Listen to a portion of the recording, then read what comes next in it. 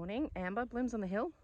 Today I'm going to show you how I make no-dig beds. I did one yesterday. Here's one I prepared earlier.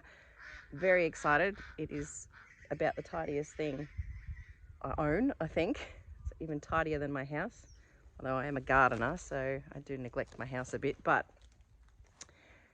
this probably took me a couple of hours yesterday. I was interrupted. I had a neighbour drop by, so I think I'm going to make another one today and see how long it takes me. But how's that? So I was pretty excited about that. But first thing I'm going to do this morning is I'm going to move my gangster chickens to the orchard. So I've got to get them to follow me with some food. So that's the first job for today. And here we go. First no-dig bed. A layer of cardboard underneath. A nice thick layer of compost. And I put mulch around the edges, which there's cardboard under that mulch, all ready for planting in. All right, well, okay, chickens, come and follow me. Yeah, nice Chicky. Come on. Oh, they're finding bits of food. Come on, here, chickies. Come on. Well, we managed to get some, and I mean only 5, and then my boys caught 2 and threw them over the fence, so there's 22. So now they're all marauding around my garden. They will follow me tonight though. I can catch them with this. They see this and then they come running, so they hopefully should chase me, not back into their normal house, which is over there in my garden, but chase them into the orchard, which is here, and then they can sleep in here. Go as well as I was hoping. So I've had to protect a few more plants again. Hopefully they can't do too much damage in one day. Bloody chickens. Okay, chicken chasing aside. Still got a few more to catch, but that's okay. So I've got my boxes, or some. Someone made a comment and said that the boxes with the coloured boxes, like this beer box here, aren't as good or don't rot down or something. I kind of got no choice. So I'm using those. If I have to pick up bits of box later on, that's fine, whatever. So I'm going to lay out in this area just here. I've sort of done a bit of a weird kind of dog leg with this bed, so it's not quite straight. So I thought I might just have 3 shorter beds up this top end, and they're going to be all angled weirdly with each other, but I thought that's fine. And then I thought I'd stop at this end of the bed and have a lane. So I'll show you. So looking from the bottom, the first bed I've created, which I've discovered goes at a bit of an angle. So when I look from the very bottom, if I come way down here, I can see that it's sort of coming out this way a bit too much, but that's fine. I'm going to do another 2 up the top here, and then I'll put a little pathway going across this way. I'm not going to put anything down. I could have put weed mat and used either the old weed mat that was down the paddock, which is a little bit frayed, but if I use the underside, then that's not. But the trouble with weed mat is you end up with snails and slugs underneath it. So would like to avoid having little critters. The other thing I could do is have more mulch, but then the mulch is sort of there, and I don't really want to have that much mulch. So it's going to be easy enough just to leave gaps that are wide enough here that I can run the mower through. So even if it gets weedy, it doesn't matter. I'll just mow over it. I could be tidy here and measure, but I'm not really that fussed. So first step is to lay down the cardboard into the size of the bed that I want. Oakley doke. I've laid down some cardboard. Now there's some gaps into the cardboard, which is not what you want, but I'm probably going to put the mulch on top of that. Look, if I get some weeds, I'm not fussed. It's going to be better than the crazy amounts of weeds that I normally get. So excuse me, this is a single layer of cardboard. I can't really do a double layer because I'm just simply going to run out of cardboard, which I am going to anyway. I've got to get some more. So what I've got so far has been kindly donated mostly by neighbours, and I think there's some from family as well, and my husband's beer boxes. The odd slab that he gets, it's turning into a garden bed. But yeah, just laid that out, and you can just lay it out straight onto your grass or your weeds. So potentially 2 or 3 layers of cardboard would be better.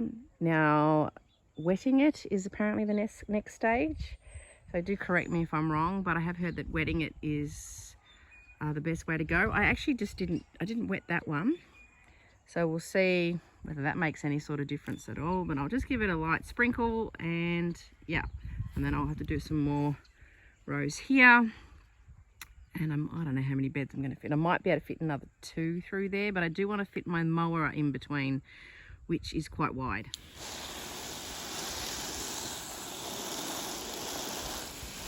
Hubby very kindly moved a few bucket loads of compost into my flower patch, so I don't have to shift it too far. That's about as much as I want to cart. I can lift more. I'm fairly strong, I suppose, for a small person, but I have to keep thinking about my back, so keep that in mind. It just means more trips. More trips is better than buggered back. Right, so just shoveling on compost, which is very exciting because shoveling is horrible. Yeah, I'm going to go about 10 centimetres deep with the compost, and I'm going to leave probably about that much, you see that, on the edges of the cardboard. I might have to add a bit of cardboard on the sides. In fact, I probably will do that, and then that's the part of the cardboard I'll leave will be covered with mulch. So hopefully that'll stop the weeds getting onto the bed. Yeah, see. The exciting part, I'm not going to make you watch me shovel piles of compost, but yeah, that's really it. It's not difficult. Okay, I finished putting the compost. Ignore my shadow. So that was 5 wheelbarrow loads. It would have been less if someone stronger like my husband had done it. But yeah, so I've left a bit of a gap with the cardboard on the edges, which I'm going to go and get the mulch now. Luckily the mulch is way lighter, so I can fill the wheelbarrow right up to the brim, and it'll probably take 2 loads because this one here was 2 loads of mulch. Okay, got a load of mulch, and we'll go around the edges. I'm going to have a break. I probably will need a second load. The mulch is on the other side of the farm. It's way over there. I'll get hubby to do a bucket load with the tractor, but I'm just going to leave this. I'm going to go up and have morning tea. It's hot and sweaty now, horrible. So I'm going to go up the hall, up to Budgery Hall, where we have our Thursday morning budget tea, they call it. So a nice community get together, and but if I go now, otherwise I'll miss out on all the hot food. I haven't had any breakfast yet, so that'll be brekkie. Right, back from morning tea, and now I'm going to put this compost down, which I've just started. I did discover that the chickens have been over here digging into the mulch and flicking it all over the beds and making holes. So there's going to be a bit of repair work there. But these chickens are the only ones that we couldn't get into the orchard this morning, so they'll go over there tonight. Damn chickens.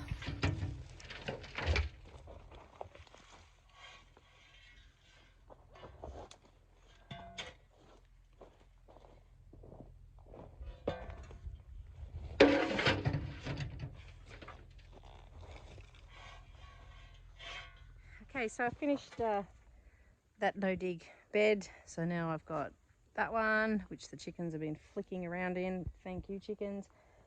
I won't do any more beds like that today because it's a lot of shoveling and wheelbarrow loading, which just thinking about my back and stuff. So that was about 5 loads of compost.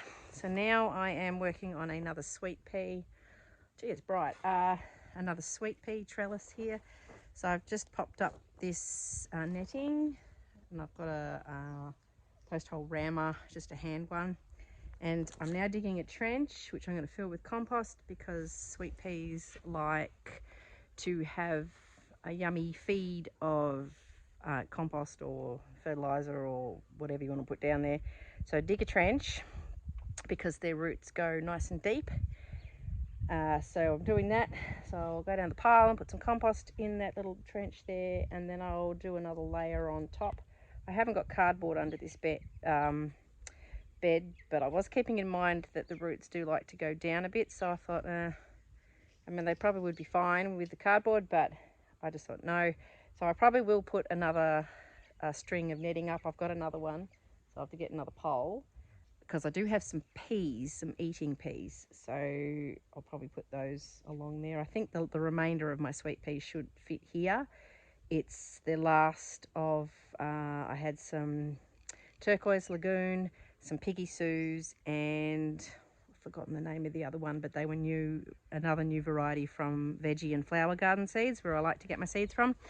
So they're the 3 special ones that I have. So hopefully these chickens will stay in that orchard. One flew out before, my daughter freaked out, so we might clip their wings, but there's other ones that are still in the orchard. So she came over and said, they're all flying out of the orchard. I'm freaking out, but no, I think most of them should stay anyway.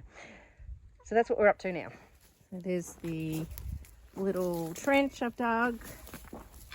And fill that up with compost. I like this. This is just jute netting that I just get from the hardware.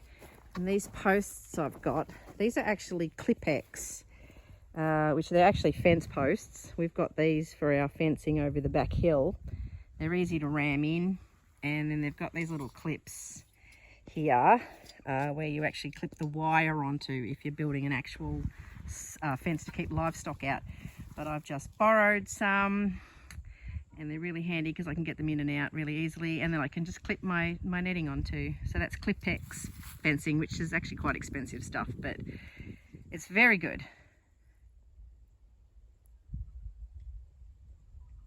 Okay, this is finished, this sweet pea bed. So mulch around, the compost is a nice deep layer, and then there's a trench dug, and then there's compost in the trench, so they should be happy in there. The chickens, of course, are still attacking everything. Don't attack my bed. Now I'm going to do another one of these. So I'll do another one down here, but I've got to do a bit of weeding first. And that'll be for the peas. So hopefully this will be enough for the sweet peas. Should be. Fingers crossed.